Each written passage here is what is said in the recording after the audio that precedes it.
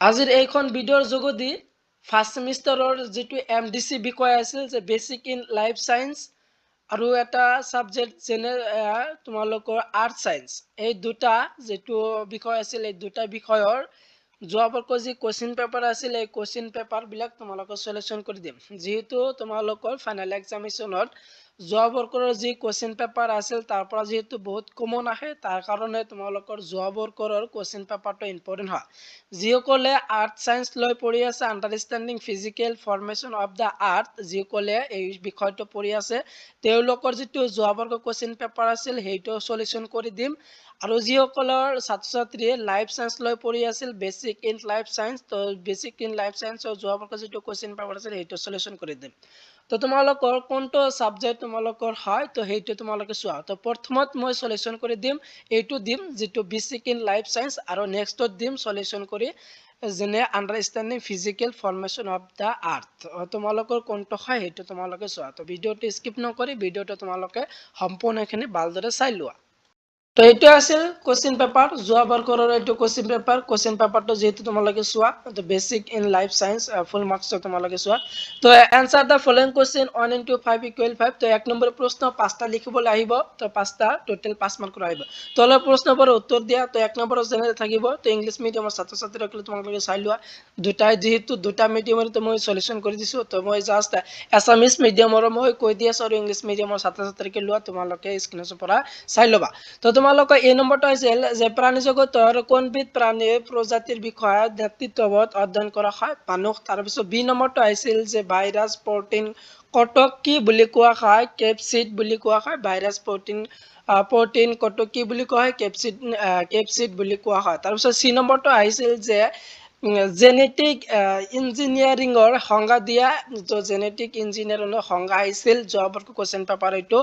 তো যোৱাবৰ্ষত আহিছিল এইবৰ্ষত আহিবলৈ এইটো চান্স আছে যে DNA পৰিৱৰ্তন, যেহেতু এক নম্বৰী হয় তো তাৰ কাৰণে তোমালোকে চমুকৈ দিয়া হৈছে। তাৰপিছত ডি নম্বৰটো আছে যে মাছৰ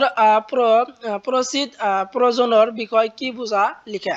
তো হৰমনৰ দ্বাৰা প্ৰয়োজন। তাৰপিছত ই নম্বৰটো আছিল যে মৌমাখিৰ দুটা গুৰুত্বপূৰ্ণ আচৰণ লিখা। তো মৌমাখিৰ দুটা গুৰুত্বপূৰ্ণ আচৰণ লিখিবলৈ আহিছিল এক মাৰ্কৰ। তো এক নম্বৰটো হ'ল এনসাৰটো কৰ্মী বিভাজন আৰু নৃত্যৰ জৰিয়তে যোগাযোগ। এই 5খন আছিল যোৱাবৰ্ষত আহিছিল যিটো লাইফ সায়েন্স যিটো বিষয় আছে basic in life science MDC সাবজেক্টৰ এনেধৰণৰ প্ৰশ্ন তোমালোকে আহি থাকে। তোমালোকে এই 5খনে ইম্পৰ্টেন্ট হয়।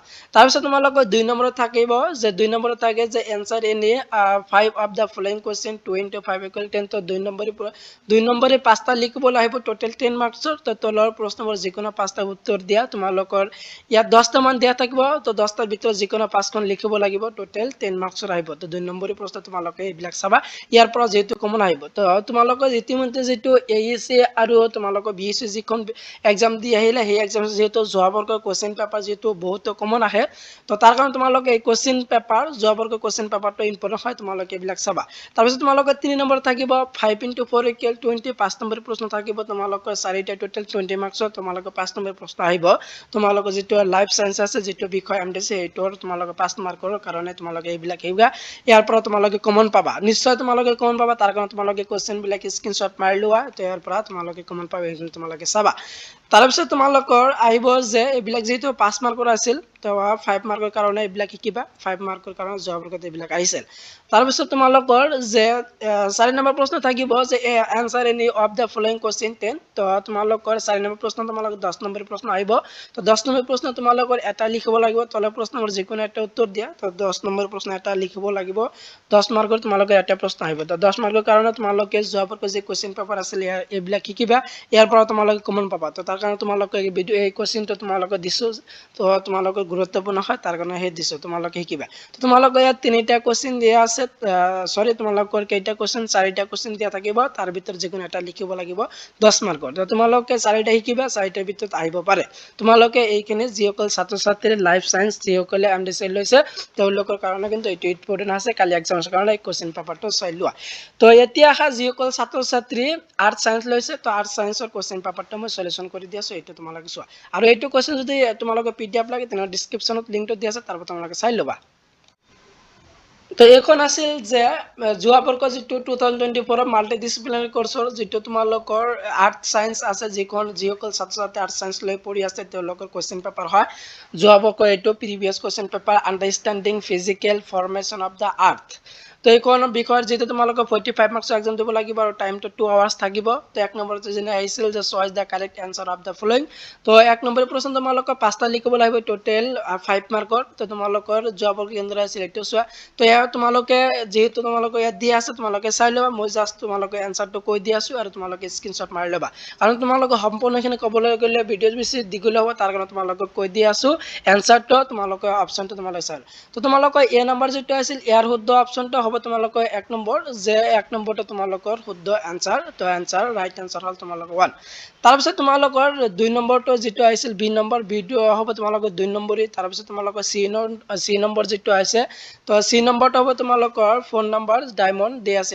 এনচাৰ হ'ব তোমালোকৰ সি নম্বৰ এনচাৰটো হ'ব ডায়মণ্ড তাৰপিছত তোমালোকৰ ডি নম্বৰটো দি আছে তো ডি নম্বৰ যেহেতু তোমালোকৰ 5টা প্ৰশ্ন থাকে তো 4 নম্বৰ প্ৰশ্ন হৈছে তোমালোকৰ 4 নম্বৰটো বহুত এণ্ড 3 তোমালোকৰ হ'ব এইটো তোমালোকে এইটো শিকিবা তোমালোকে এইটো ইম্পৰ্টেন্ট আছে ডি নম্বৰটো তাৰপিছত তোমালোকৰ ই নম্বৰটো দি আছে ই নম্বৰ প্ৰশ্ন আহিছিল তো ই নম্বৰটো তোমালোকে চাই লোৱা তো ই নম্বৰৰ শুদ্ধ অপশ্যন হ'ব তোমালোকৰ 2 নম্বৰ তো তোমালোকে এই পাঁচখন যেহেতু তোমালোকৰ আৰ্ট সায়েন্সৰ আছিল তো এই পাঁচখন যোৱা বৰ্ষত আহিছিল এই পাঁচখন তোমালোকে শিকিবা ইয়াৰ পৰা কমন আহিব তাৰপিছত তোমালোকৰ 2 নম্বৰত কেনে আহিছিল 2 মাৰ্কৰ কেনেদৰে আহিছিল তো তোমালোকে 2 নম্বৰৰ কাৰণে এইবিলাক শিকিবা যেহেতু যোৱা বৰ্ষত এইবিলাক আহিছিল তো এইবোৰৰ কাৰণে ইম্পৰ্টেন্ট আছে যেহেতু যোৱা বৰ্ষৰ কোৱেশ্চনৰ পৰা যেহেতু বহুত কমন আহে যেহেতু ইতিমধ্যে তোমালোকে দুটা এক্সাম দি আহিলা যেটো এএসি আৰু বিএসি এই দুটা যেটো যোৱা বৰ্ষৰ কোৱেশ্চন পেপাৰ আছিল তাৰ পৰা যেহেতু বহুত কমন আহিছে তাৰ কাৰণে তোমালোকে এইবিলাক শিকিবা যোৱা বৰ্ষৰ কোৱেশ্চনৰ পৰা তোমালোকে কমন আহিব পাৰে তাৰ কাৰণে তোমালোকে শিকিবা তাৰপিছত 3 নম্বৰ থাকিব তোমালোকৰ 3 নম্বৰ 5 নম্বৰৰ প্ৰশ্ন থাকিব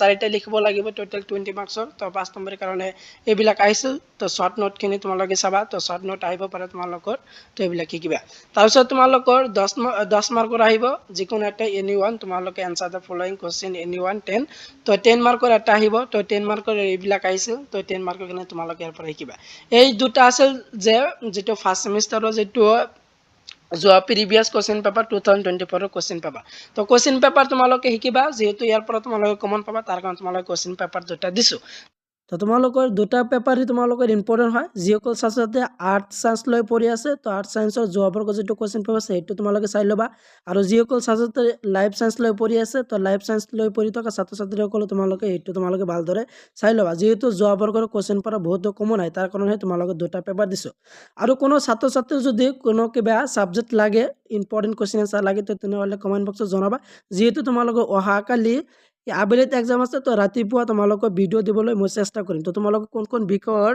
ইম্পৰ্টেন্ট কোৱেশ্চন আনসাৰ লাগে বা কোৱেশ্চন পেপাৰ লাগে সেইটো কমেন্ট বক্সত জনাবা আৰু তোমালোক